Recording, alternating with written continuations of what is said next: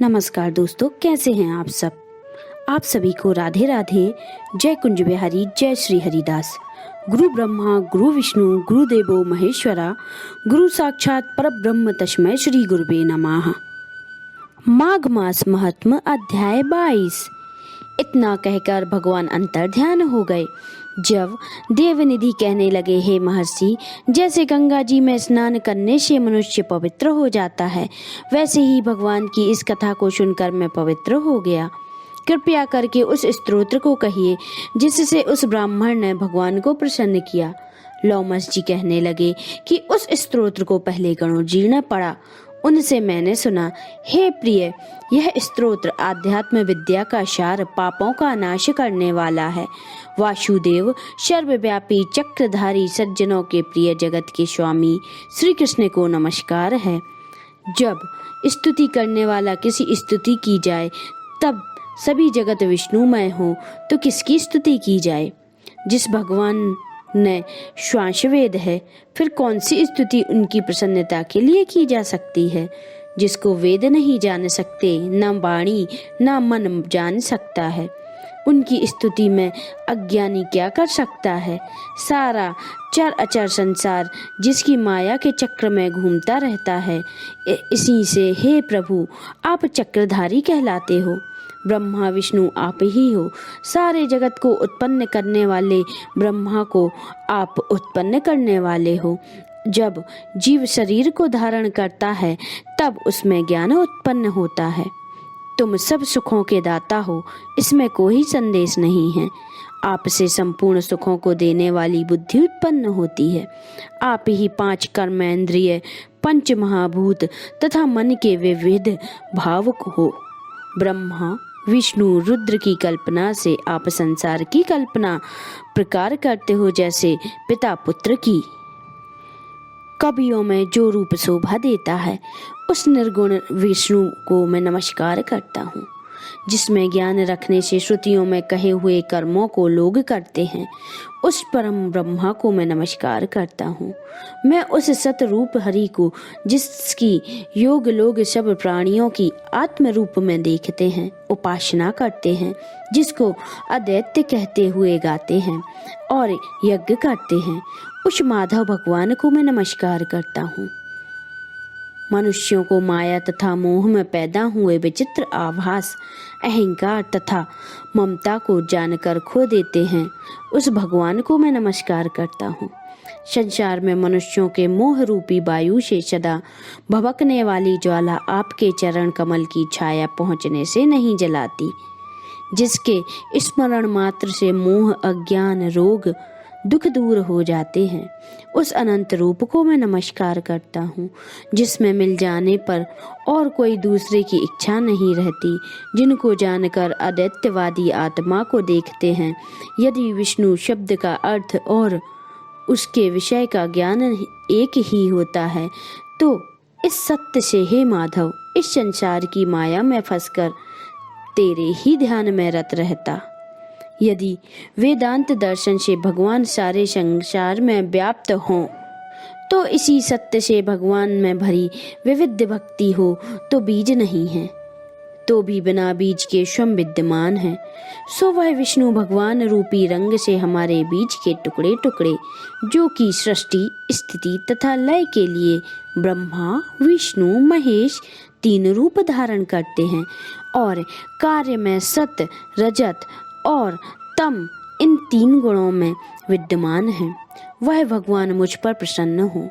जो प्राणियों के हृदय रूपी मंदिर में निर्मल देव वास करते हैं, वह भगवान मुझ पर प्रसन्न हो। जो अधिध्यपूर्णवाद संसार का त्याग करता है, जगन्मय हो आपका बनाया हुआ विश्व आनंद रूप आनंद करता है। आपके त्याग करने पर अपवित्र हो जाता है, उस स्थान उसका साथ करने पर भी तुम बिना साथ के बने रहते हो। विकार रहित जिनके चावाक्य पंचभूत योग से पैदा हुआ चैतन्य मानते हुए उपासना करते हैं, जैन लोग आपको शरीर का परिमाण मांगते हैं। और संख्यावादी तुम्ही को प्रकृति से परे पुरुष मानकर ध्यान करते हैं। जन्म इत्यादि से रहित चैतन्य रूप सदा आनंद स्वरूप उपनिषद जिनकी महिमा गाते हैं। आकाश आदि पंच महाभूत, देह, मुनि, बुद्धि, इंद्र आदि सब कुछ तुम ही हो, तुमसे अलग और कुछ नहीं। तुम ही सब प्राणियों को उत्पन्न करने वाले हो और मुझको शरण देने वाले हो। तुम अग्नि, रवि, इंद्र, होम, मंत्र, क्रिया तथा फल सब तुम ही हो। कर्म के फल देने वाले वैकुंठ में तुम्हारे सिवाय कोई नहीं है। मैं तुम्हारी शरण में हूँ। सब प्राणियों के हेतु तथा उनको शरण देने वाले तुम ही हो। जैसे युवा पुरुष की युवती में और युवती की युवा में प्रीति होती है, वैसे मेरी प्रीति तुम हो। जो पापी भी आपको प्रणाम करता है, उसको यमदूत ऐसे नहीं देखते हैं जैसे उल्लू सूर्य को प्रत्येक पाप मनुष्य को उस समय तक ही सुख देते हैं तब जब तक वह आपके चरण कमलों की सहारा नहीं लेता। जिनको गुण, जाति तथा धर्म को स्पर्श नहीं कर सकते तथा गतियों भी स्पर्श नहीं करती, जो इंद्रियों के वशीभूत नहीं हैं, जिनके बड़े बड़े मुनि लोग साक्षात नहीं कर सकते, उन भगवान को मैं नमस्कार करता हूँ। जिनके ज्ञान रूपी सुंदर गुण हैं, जिन्हें सुख रूप मोक्ष रूपी लक्ष्मी का आलिंगन किया है, जिन्हें आत्मस्वरूप सुख भोगा है और जिन्हें ध्यान रूप से मृत्यु को वश में कर लिया है, ऐसे मुनियों से सेवित भगवान को मैं नमस्कार करता हूँ। जो जन्म आदि से अलग हैं, जिनको काम, क्रोध आदि दोष दुख नहीं होते, उन वासुदेव भगवान को मैं नमस्कार करता हूँ। जिनके ज्ञान की गति की अविद्या रूपी मल शुद्ध हो जाता है, जिनके ज्ञान रूपी शस्त्र से संसार रूपी शत्रु का नाश हो जाता है, उन दुखों को नाश करने वाले को मैं नमस्कार करता हूँ। जिस प्रकार सब शाश्वत जंगम संसार को उत्पन्न करते हैं, उसी सत्य से भगवान मुझको दर्शन दे।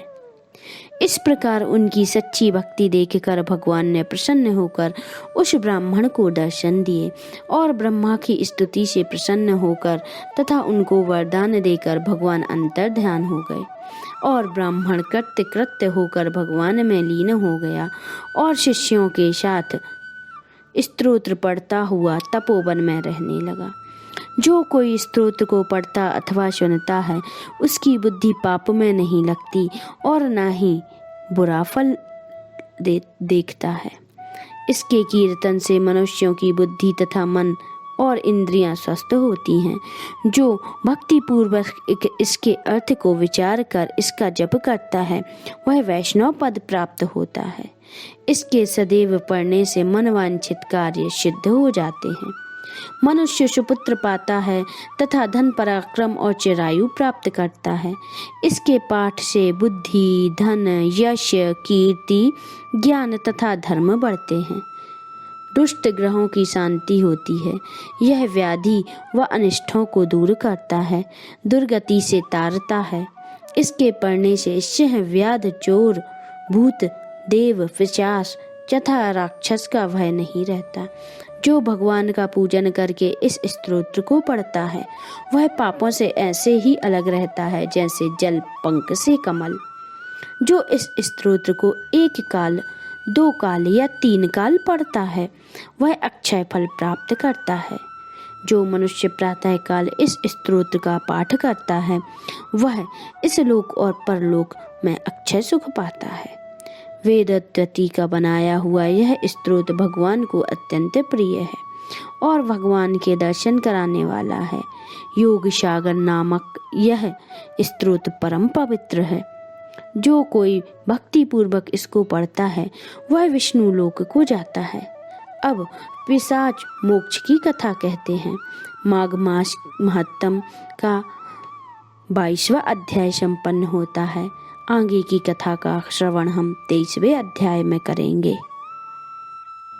श्रीमन नारायण नारायण हरि हरि, श्रीमन नारायण नारायण हरि हरि, भजमन नारायण नारायण भज मन नारायण नारायण हरि हरि। जय श्री कृष्णा भक्तों, बांके बिहारी लाल की जय। तो बताइए दोस्तों, कैसी लगी आज की हमारी ये कथा आपको? आपको हमारी कथाएं पसंद तो आ रही है ना? तो जल्दी से हमारे चैनल को सब्सक्राइब कर लें अगर आपने सब्सक्राइब नहीं किया है, और बेल आइकन को प्रेस करें जिससे हमारे आने वाले वीडियो आपको जल्दी जल्दी मिलते जाएं। और हमें कमेंट करके ज़रूर बताएं कि आपको हमारी कथाएं कैसी लग रही हैं, जिससे हम आगे भी आपके लिए नई नई कथाएं लेके आ सकें। नमस्कार।